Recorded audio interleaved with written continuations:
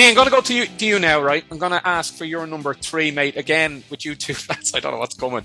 What have you got, Lee? Number 3.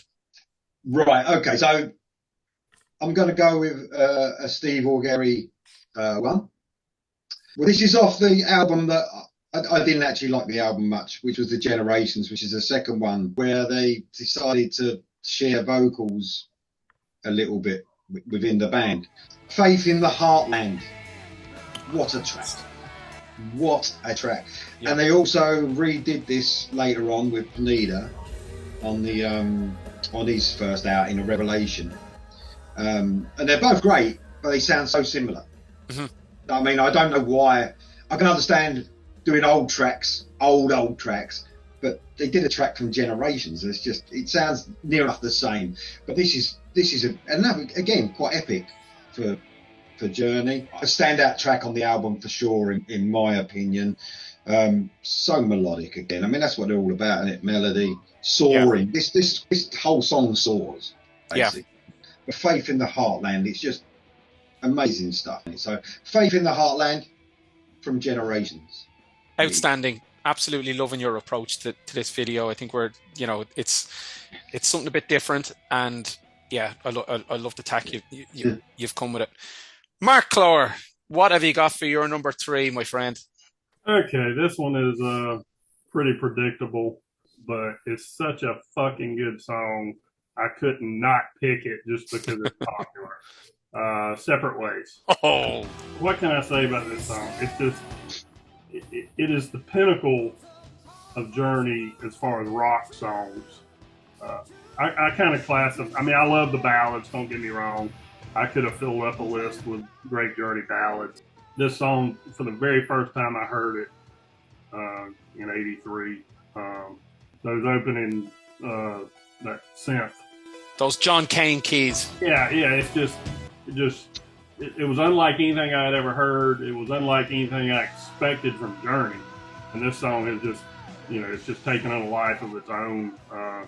It's more popular now than it ever was. Agreed. It's timeless. I'm like you. I don't get sick of hearing it. I can instantly hit the back button and listen to it again. And all over again. Just keep. Over again, yeah. Finish. I mean, yeah. There's certain songs, Don't Stop Believing. I love the song. Don't get me wrong, but I probably don't ever need to hear it again. I do not feel that way about Separate Ways. It just holds up so well, even in 2024. Absolutely. There's no stopping it. It just keeps reinventing itself, generation after generation.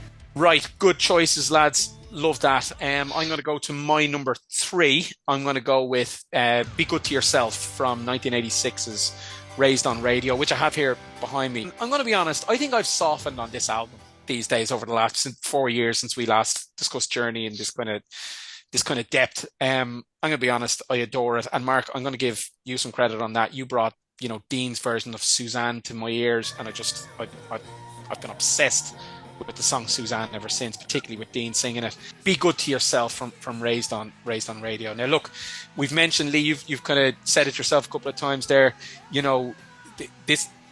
each album had one word. You had escape and departure and affinity, and even later on with the Augeri and Pineda albums, they're all one word. This is Perry's band now. We talked about him in my last song or two ago, where he was coming in, and this was, he was coming into the band, but it was Sean and Raleigh's band. This is Steve Perry's band now, by the time they get to Raised on Radio. So much so that he even just changes the one word motif and goes with Raised on Radio. Screw you and your one word. Fuck that. We're going for 3 words here because I want it to be that way. His grip on the band was just was unique at this point. We've talked about it before. They go in this kind of R&B funk sound. Randy Jackson is on bass on this album. But Be Good to Yourself is a song that opens up, instantly hits open with Neil's guitar. It's the one song on this album, and I don't know if you guys would agree, that could have been on Frontiers before it. Yeah, it's my favourite song on the album. Yeah. Any thoughts on that one, Mark?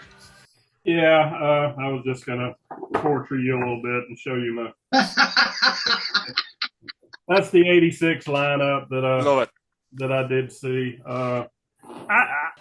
I like the album. I was when it first came out. I vividly remember thinking this doesn't sound anything like Frontiers, and I was really, and I still don't understand how Perry. I think Perry was the spearhead to get rid of Ross Valerie and Steve Smith. Absolutely.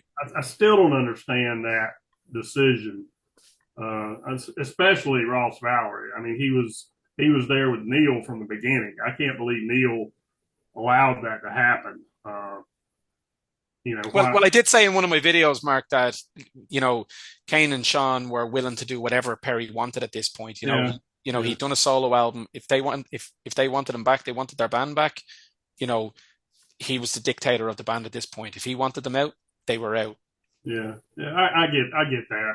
But anyway, at the time when it first came out, I liked it. I didn't love it. I've gotten to where I appreciate it more nowadays. For what it is. You just mentioned Suzanne. That's going to be my favorite song of the album. Yeah. Good stuff, Mark. Thanks for your thoughts on that.